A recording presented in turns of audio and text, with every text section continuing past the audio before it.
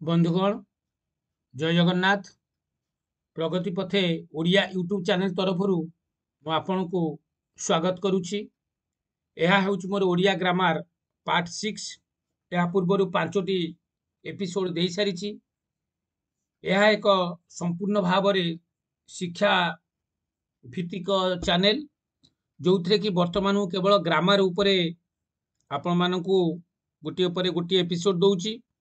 यह कॉम्पिटेटिव बा प्रतियोगितामूलक परीक्षा पाई महौषधि। यह NVS KVS Adarsh Vidyalaya ASO SI RI OSSC ओडो ट्रिपलएससी ओडिशा पुलिस एवं ओडिया पीजी एंट्रांस पाई यह अत्यंत उपयोगी। यह छड़ा 10th बोर्ड एग्जाम पाई मध्य यह उपयोगी। यह सीबीएसई और ओडिशा बोर्ड पाई प्रযোज्य। बंधुगण आपण जदि मो चैनल टी को सब्सक्राइब करना तेबे दयापूर्वक सब्सक्राइब करनियतु एवं आपणकर बंधुवर्ग को शेयर करंतु। एबे मु आउ आपणकर समय नष्ट न करी एबे मु मोर एपिसोड टी को आरंभ करूची। प्रथम प्रश्न जे निरलस शब्दर विपरीत शब्द कौन? निरलस शब्दर विपरीत शब्दटी होउची अलस। क्वेश्चन नंबर 2 अकर्मा शब्दर विपरीत शब्द कौन? जे अकर्मा शब्दर विपरीत शब्दटी होउची कर्मठ। क्वेश्चन नंबर 3 जहा द्वारा शब्द सरस सुंदर और श्रुति मधुर हुए ताहाकू की अलंकार कहती? जहा द्वारा शब्द सरस सुंदर और श्रुति मधुर हुए ताकू शब्दालंकार कह जाए। मु आगुरी कहि सारी अलंकार को दुई भाग विभक्त कराई। गोटे होउची शब्दालंकार अन्यटी होउची अर्थालंकार जोटी अर्थर अर्थ को सरस सुंदर करिकी करे सेटा होउची अर्थालंकार। जहा जो शब्द बा जहा द्वारा शब्द सरस सुंदर श्रुति मधुर हुए ताकू आमे कहिबा शब्दालंकार। क्वेश्चन नंबर 4 पद मध्य एक बा एकाधिक व्यंजन वर्ण बारंबार उच्चारित हेले की अलंकार हुए? पद मध्य एक बा एकाधिक व्यंजन वर्ण बारंबार उच्चारित हेले अनुप्रास अलंकार हुए। क्वेश्चन नंबर 5 गुज्जरी छंदरे प्रतिपादर अक्षर संख्या केते? जे गुज्जरी छंदरे दुई पादरे एक पद हुए एवं प्रतिपादर अक्षर संख्या होउची 9। जे गुज्जरी छंदर स्रष्टा होउचंती श्री जगन्नाथ दास। क्वेश्चन नंबर 6 रामकेरी छंदरे रचित प्रति पदरे केतोटी पाद थाए? जे आमे जानी छंती रामकेरी छंदर दुई पादरे एक पद हुए अर्थात रामकेरी छंदरे रचित प्रति पदरे केतोटी पाद थाए? प्रति पदरे दुईटी पाद थाए। क्वेश्चन नंबर 7 हाथ अलसे निश बंका लोकवाणी अर्थ कौन? जे हाथ अलसे निश बंका लोकवाणी अर्थ होउची अलसुआ दुख पाए। क्वेश्चन नंबर 8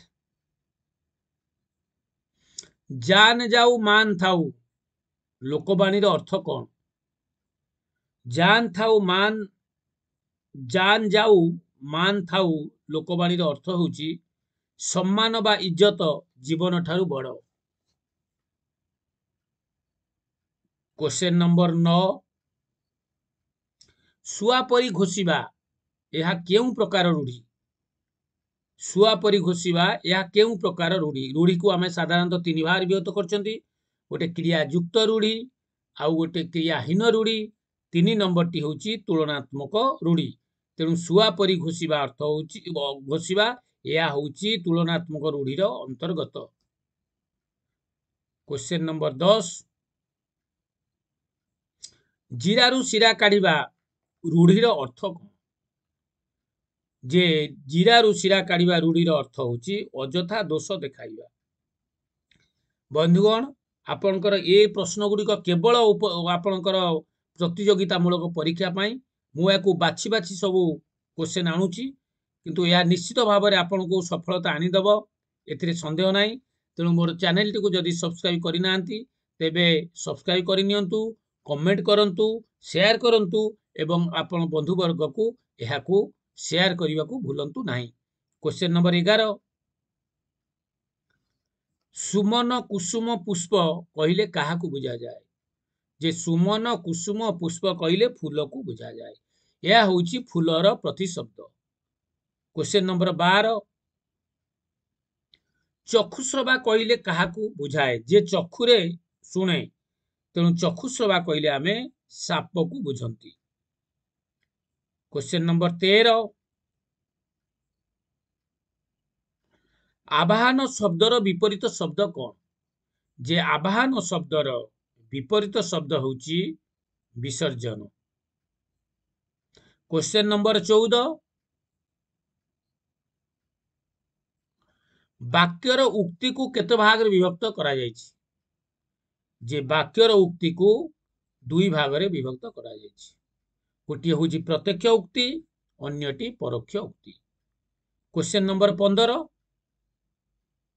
कर्ता प्रधान वाक्य को केउ वाच्य कहा जाए कर्ता प्रधान वाक्य को केउ वाच्य कहा जाए जे कर्ता जोटी प्रधान रहइबो ताकू आमे कर्तृवाच्य कहिबा